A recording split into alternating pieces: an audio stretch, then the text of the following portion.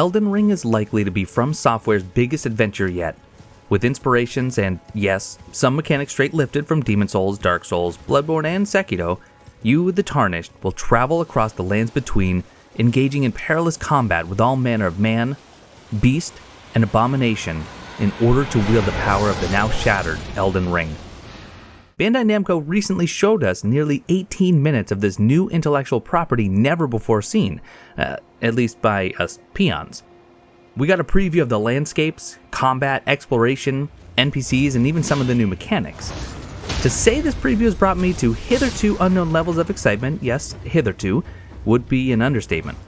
So here is my attempt to share with you the top 5 reasons I am looking forward to Elden Ring based on this gameplay preview.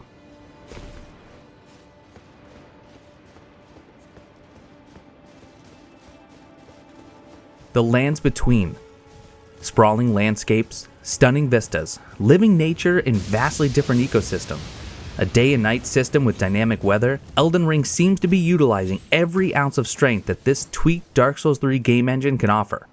While we don't yet know just how big this landmass is in comparison to their previous outings, if this map is anything to go by, and yes, I did say map, it truly is massive. Now the map may prove to be controversial, but I love it. I love that we're going to have to piece together this map by collecting fragments, and that it looks like beautifully drawn imagery on parchment. I love its simplicity, but also with the ability to add up to 100 custom markers and beacons non-intrusively.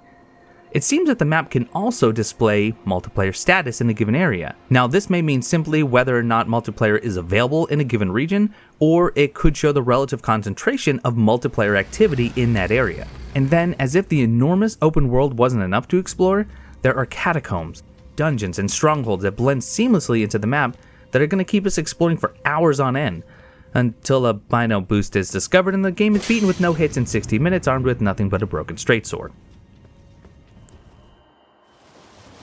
Traversal. I love being given options when exploring. While this wasn't a new reveal, summoning a spirit horse at will to travel, explore, and fight is very welcome. Seeing your steed dart up seemingly insurmountable cliff faces using spirit springs tells me that From Software is using every inch of the terrain. Speaking of terrain, the scope of verticality not only adds to the depth of exploration, but opens up a wide variety of options for combat, or avoiding it altogether. And even if horseback isn't your thing, or you're engaging in jolly cooperation which inhibits the use of your spirit horse, seeing the fall damage has been severely reduced, I doubt it's been eliminated altogether, means that taking these less obvious high-rising paths doesn't necessarily mean risking being sent back to your last site of grace. Oh, and there's jumping. You can just jump whenever you want. You could theoretically jump your way through the entire game, I imagine. I will leave that to Lobos. And the jumping animation is just so smooth? Combat. Stealth is back. Apparently a similar system was supposed to be present in Dark Souls 3 but was scrapped at some point in development. Now I love the stealth gameplay of Sekiro, and the creativity and variety of combat this opens up is very welcome. Combined with some of the new crafting like these sleep arrows, and combat just got a new layer of depth. Fortunately, these incredibly useful arrows seem difficult to craft per this Trina's Lily tooltip, which states that it is exceedingly rare to find. This is going to be an important balance. From horseback, spells and melee are seen, and it's likely that bows will be usable as well, not unlike this archery sorcery. Leaping from your steed into the action can open enemies up to critical attacks, much like when performing a heavy attack while jumping down to them from above. And weapon skills are back, and expanded. Skills will be interchangeable between weapons and are much more than simply spin-to-win combos or guard breaking.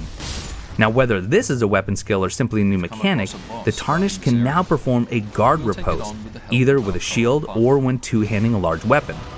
This particular chime can be heard and then a strong attack follow-up performed. I don't tend to use shields or large weapons, but this could easily sway me. Speaking of what's returning, the Windblades are back. The T is silent. Magic. Spend any amount of time reading Elden Ring forums or in the comments of the gameplay reveal, and it's clear that there will be many magic converts this time around, and for good reason. Just based on the aesthetics alone. Look.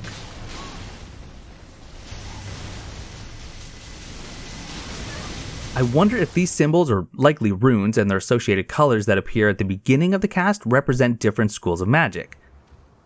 Although, some of the weapon skills seem to have one as well, so maybe it has more to do with the shattered pieces of the Elden Ring we'll collect, also known as the Great Runes. But we also get summons, brought forth from this magical little box a la Hellraiser. It will be interesting to see the variety of combatants we can bring out and how they assist in combat. Will we slot different summons in using runes? Will they be area dependent like in the Cinders mod for Dark Souls 3? Will that make me a filthy casual because I want them to be sunning next to me at all times? Yes. Yes, it will. Boss fights. For me, bosses don't represent the end-all be-all of the From Software games, but rather the culmination of the area and enemies leading up to that encounter. But I do love a good, memorable boss fight, and I have a good feeling we'll be getting plenty of these in Elden Ring. Bosses encountered while out in the field? Check. Big impressive bosses at the end of a sprawling dungeon or castle? Also check. And for those bosses we find out in the field, the open world becomes the arena. What terrain advantages might we find to gain the upper hand? From Software is known for many things, but rich storytelling is certainly one area that sets them apart. And even just from this glimpse, we can see this taking place with Godric the Golden. Throughout Stormvale Keep, we see imagery of limbs that have been removed and are even told by Roger is the name. Roger, who just so happens to have a big hat, that they are hunting the tarnish to use for grafting. And then, finally, we encounter Godric, adorned in a shroud, caressing the fallen corpse of a dragon, whom he refers to as kin and heir. But when the cloth is removed, we can see just where these limbs have gone. Godric is grafting these appendages to himself and to great effect. Plain as a lord. I command thee now. And it's not just humans he can graft, as can be seen in this phase of his fight, where the head of the dragon has now been severed and grafted to his own body.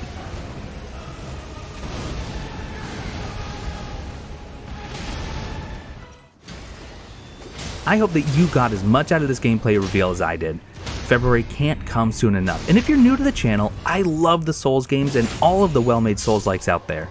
If you'd like to see me tackle this daunting challenge that is Elden Ring and the comprehensive guides that this channel is known for, please consider subscribing. And if you enjoyed this video, seeing as it is a great departure from my typical content, I'd really appreciate you giving it a like and let me know what you're most excited for in the comment section below. But I want to thank you all so much for watching, and I will see you next time.